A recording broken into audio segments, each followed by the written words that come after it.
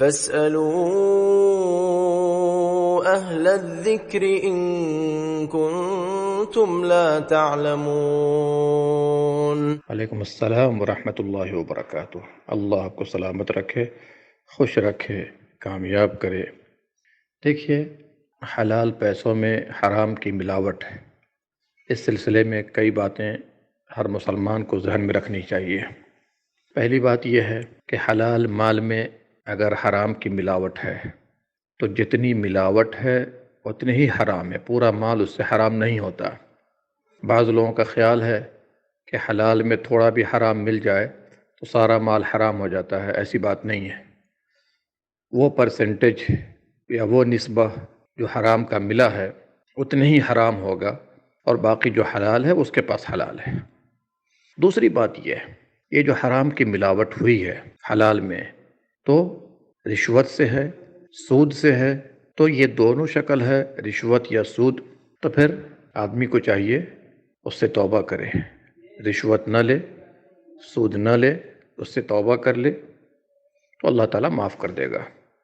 سود کی آیات کے درمیان میں اللہ سبحانہ و تعالیٰ نے فرمایا فَمَنْ جَاءَهُ مَوْعِظَةٌ مِّن رَبِّهِ فَانْتَهَى، نصیحت آنے کے بعد بندہ اگر رک جاتا ہے فَلَهُ مَا سَلَفَ، تو اللہ تعالیٰ گزشتہ گناہوں کو مٹا دے گا، معاف کر دے گا۔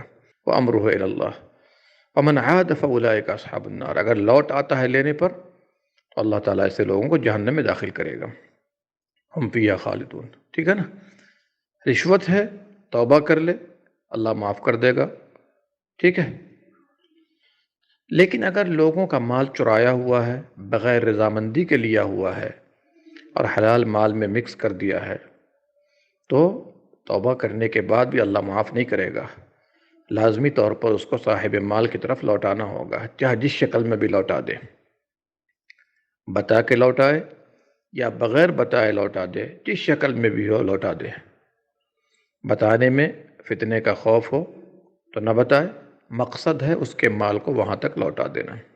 اور حرام مال مکس ہوا یا نہیں ہوا، اگر یہ شبہ پیدا ہو گیا، ہو سکتا ہے مکس ہو گیا ہو، اس کو معلوم نہیں ہے، تو اللہ سبحانہ و تعالیٰ معاف کرے گا۔ آئندہ اس کا خیال رکھا جائے۔ شیخ ابن باز رحمہ اللہ سے پوچھا گیا کہ تھوڑا مال مکس ہو گیا ہے غیر شعوری طور پر، تو کہا کوئی حرج کی بات نہیں، اللہ معاف کرنے والا ہے۔ کیونکہ نبی صلی اللہ علیہ وسلم نے یہودی کے پاس اپنا زرہ رکھا اور اس سے قرض لیا، یا اللہ سبحانہ و تعالیٰ نے یہود و نصارہ کی دعوت کو حلال کیا ہے، کھانا کو حلال کیا ہے، اب ظاہر سی بات اس میں مال حرام مکس ہے، چونکہ وہ لوگ زنا کا کاروبار کرتے ہیں یا شراب کا کاروبار کرتے ہیں، تو ظاہر سی بات ہے مکس ہے، اس کے اندر حلال بھی ہے حرام بھی ہے، چونکہ کئی کاروبار ان کے ہوتے ہیں۔ لیکن معلوم ہو کہ اتنا پرسنٹج حرام ہے، لازمی طور پر توبہ کرے، جی لازمی طور پہ توبہ کرے۔ اب اگر مکس ہو گیا ہے تو کوشش کرے جتنا مکس ہوا ہے اس کو صدقات و خیرات کر دے، لیکن تھوڑا ہی ہے حلال اور اس میں بھی تھوڑا حرام مکس ہو گیا ہے، تو اگر اس کی سخت ضرورت ہے اسے تو لے لے جتنی کی ضرورت ہے، اور اس کے بعد باقی کو صدقات و خیرات کر دے۔ اب جیسے آپ نے سوال کیا کچھ حرام ہے وہ لباس خریدا، تو میں کہوں گا احتیاط اور تقوی یہ ہے کہ جتنا مکس ہوا ہے کپڑے میں اتنا مال نکال دے، وہ کپڑا استعمال کرے، لیکن اگر مثال کے طور پر 100 روپیہ اس کے اندر حرام کا مکس ہو گیا ہے تو یہ 100 روپیہ صدقات و خیرات کر دے، وہ لباس استعمال کرے، کوئی حرج کی بات نہیں ہے۔ لیکن یہ ضرور یاد ہونا چاہیے ہر بندے کو کہ مال حرام مکس ہوگا حلال میں تو یہ مشکلات لے کر آتا ہے، مصیبتیں اور پریشانیاں لے کر آتا ہے۔ کبھی انسان ایکسیڈنٹ ہو جاتا ہے، بیمار پڑ جاتا ہے، اس کے بچے متاثر ہو جاتے ہیں، برکتیں اٹھنی شروع ہو جاتی ہے، وغیرہ وغیرہ، تو اس کا حد درجہ خیال ہونا چاہیے۔ اور اگر غیر شعوری طور پر مکس ہو گیا، معلوم نہیں ہو سکا، تو اللہ معاف کرنے والا ہے، لیکن شعوری طور پر ایسا نہیں کرنا چاہیے۔ جہاں تک ہو سکے انسان کو حرام سے بچنا چاہیے، اس لیے کہ نبی صلی اللہ علیہ وسلم نے فرمایا جس کی نشو و نما حرام سے ہوئی ہو فالنار اولیٰ بہ، جہنم اس کے لائق ہے۔ اللہ ہم سب کو محفوظ فرمائے۔ تو اس کا حد درجہ خیال ہونا چاہیے۔